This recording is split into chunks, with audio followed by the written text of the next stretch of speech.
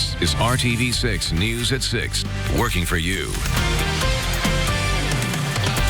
An untapped resource for thousands of pregnant women in Indiana. I'm Stephanie Wade with what the state says can help create healthier moms and babies. My forecast is all about snow. I'll have the transition from rain to snow, and we'll get into our snowfall potential. New pictures reveal more details about a violent confrontation involving 3 judges outside of a downtown Indianapolis White Castle. What one of the suspects hopes these pictures can do for his case. It's a very sad situation. We can do better. We really can. A dog credited with saving his owner's life in a 2016 house fire recently turned up at a local animal rescue just hours from death. The message leaders from that shelter need you to hear. If you're looking for a job, you could easily be ripped off. Rafael Sanchez with how you can protect yourself. But first, it is a Storm Team 6 alert day, and it's not because of the rain that you see here on your screen. The wet weather has been with us for 2 days. But now we are turning our attention to snow, and we could be getting a lot of it. Yeah, we need to begin here with Chief Meteorologist Kevin Gregory, who is tracking it all and showing us what to expect and when. Kevin. And in many cases, you might say it's been a snowless winter. We've certainly had some snow, a little over 11 inches, but not very many snows that we had 2 to 3 inches or more at any one time. This evening and tonight early, it's about rain, light rain, and some drizzle. Then the headlines for tomorrow turn to snow. Temperatures will hover around the freezing mark. We'll have wind gusts of 30 miles per hour and accumulating snow. That will impact, I believe, both the morning drive and the evening drive.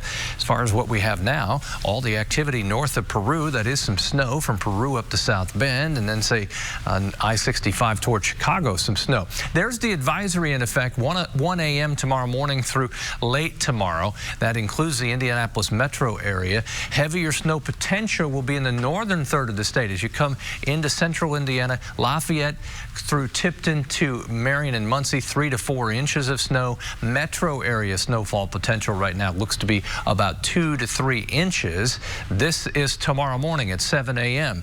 All snow just to the northwest, a rain-snow mix from Indy to the southeast. I'll finish that timeline for you coming up. And right now on your phone, live interactive radar and the most up-to-date Storm Team 6 forecast, so you're ready for the snow that's moving in. You can get weather updates, alerts, watches, warnings, and much more anytime by downloading the RTV6 app and the Storm Shield app. Well, have you ever heard of a doula? It's someone who assists and educates women throughout their pregnancy. It's a tool advocates say is underutilized, especially by minority women. RTV6's Stephanie Wade explains why the state is putting more resources behind this as a way to improve birth outcomes. It's the first doula day here at the Indiana State House. We have top state officials, advocates, nurses, and of course, doulas, all meeting here today to discuss ways we can help pregnant moms and the vital role doulas play in creating healthier moms and babies. They're really not heard of. People don't know what they are and what they do. That's the biggest challenge the state says we face when it comes to doulas. I want women to know that we are here to serve them. And so actually the word doula in the Greek means a woman who serves. What doulas do is educate and support pregnant women through labor coaching, nutrition, safe sleep practices, breastfeeding, and other postpartum issues, and work to reduce Indiana's high infant and maternal mortality rates, especially among minorities. Black women are over 4 times more likely to die from childbirth-related issues, and black babies are 2 times more likely. We can't let another baby or another mom pass away. We cannot do that. So, you know, there are decades of support to show that family support services and home visitation are actually improved maternal and infant outcomes. And in the state of Indiana, the families that qualify, only about 11% are engaged. The state health commissioner says last year we became the 3rd state to extend Medicaid coverage to doula services. This is important because half the pregnant women in Indiana are covered under Medicaid, but have no idea this service is available to them. Too many of our babies are dying, and so without the services of doulas and other community workers, they're going to continue to die. Working for you, Stephanie Wade, RTV6. And the Indiana Department of Health also has more resources and information about pregnancy support services on their website. Newly obtained pictures reveal more details into a violent confrontation involving 3 southern Indiana judges outside of a White Castle restaurant downtown months ago. The judges were disciplined last year for being involved in that May 1st fight. This picture here appears to show Brandon Kaiser and his nephew holding the White Castle door. Clark County Judge Andrew Adams is wearing a red shirt that you see there. Clark County Judge Bradley Jacobs is in the vest. The judges were attending a judicial conference. This next picture allegedly shows Judge Jacobs body slamming Brandon Kaiser. Brandon Kaiser claims he was attacked by 2 of the 3 judges. New court documents say Kaiser is claiming self-defense for shooting 2 of the judges. Another picture appears to show Judge Jacobs on top of Kaiser, allegedly kicking Kaiser in the head. And yet another picture shows Crawford County Judge Sabrina Bell attempting to pull Judge Jacobs off of Kaiser. The filing points out that Judge Bell did attempt to get Jacobs off of Kaiser. And this final picture is Brandon Kaiser's face, supposedly after the altercation. In the latest court filing, Kaiser says that Clark County judges Andrew Adams and Bradley Jacobs choked and beat him while he tried to enter the White Castle on May 1st. Judges Adams and Jacobs were shot and seriously injured.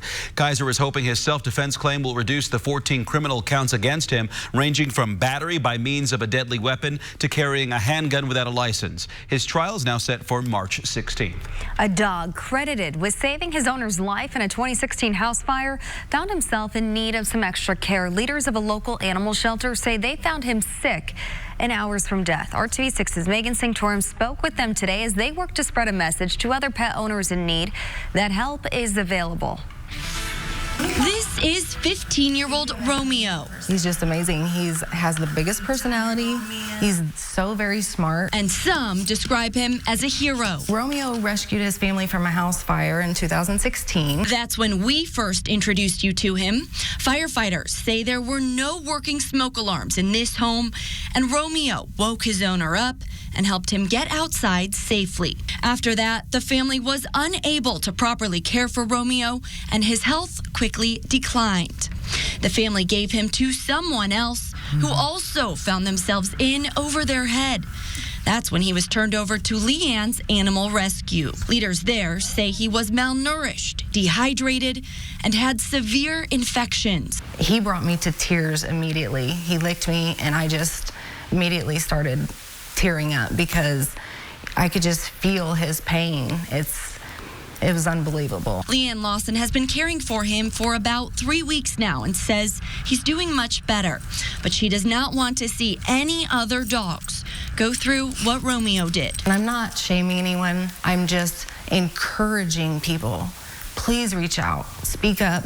There's so many people out here to help. There really is. Her rescue group works to connect those in need with resources to help care for their pets. I will do anything in my power to get them spayed, to get them all microchips. I will provide food for anybody that can't feed their dog. People just have to reach out. As for Romeo, she's expecting him to make a full recovery, and she hopes to find him a forever home. And hopefully forever happiness. Working for you, Megan Sanctorum, RTV6.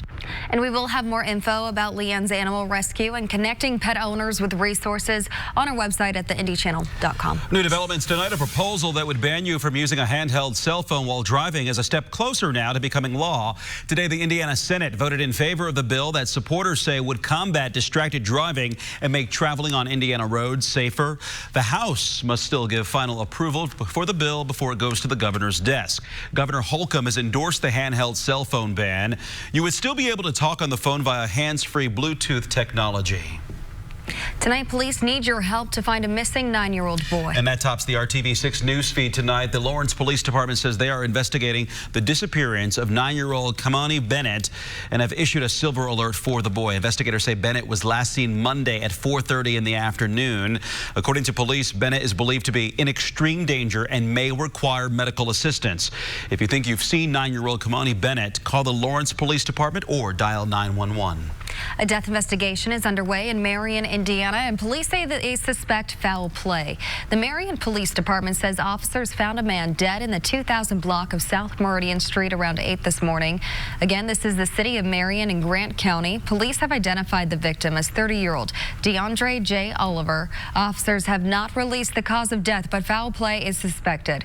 Call the Marion Police Department if you have any information about this case. Now take a good look at this man. IMPD says he is accused of robbing a Speedway convenience store on the south side last month, and now officers need your help to identify him. Metro Police say the man went into the Speedway in the 3600 block of South Keystone Avenue on January 19th.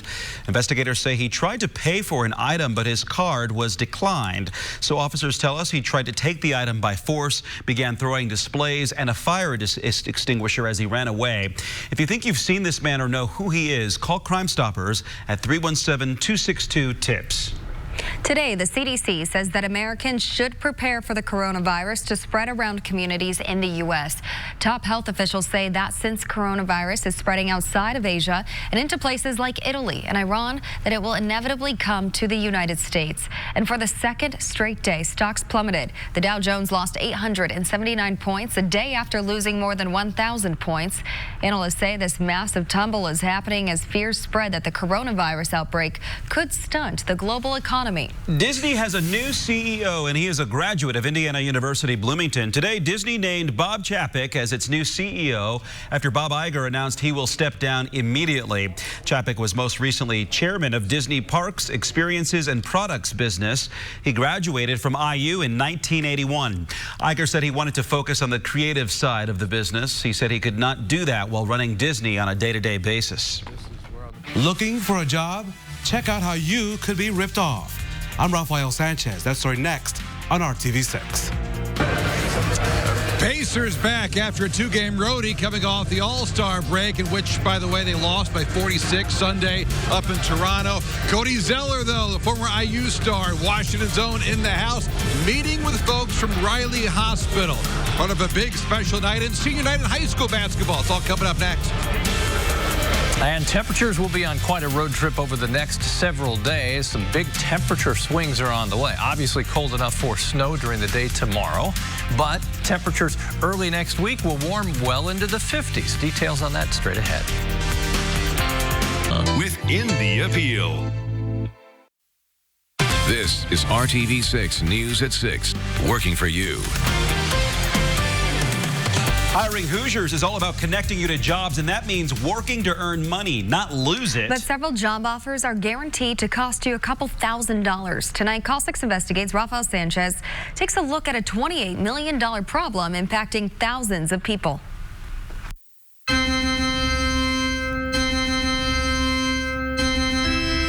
It's been a whirlwind for Rossi Thomas. Her first wedding anniversary is in April, and she's looking for a new part-time job to earn extra money. What we get now pay for the necessities. This would just be money to live with, you know, enjoy going out to dinner. She uploaded her resume online, seeking a position as an executive assistant close to her South Side Indianapolis apartment. Fears that her age would be a barrier proved wrong as she began receiving feedback. I've heard, like I said, your skills are excellent. We think we can use you, but the location is, you know, not what I'm looking for. Too far. Too far, or the hours are not feasible. So she was relieved when she was emailed about an opportunity to work from home. This was an ideal job. The offer involved her depositing this check for $1,900 into her bank account to help a man claiming to be a businessman in need of a personal assistant. The job would pay $950 a week. Hold up, that's not right. If I'm working for you, where's the business account? A new alert from the Federal Trade Commission shows the average loss to this job-related scam is nearly $2,000. In 2019, there were 27,000 fake check complaints reported nationwide, with losses exceeding $28 million.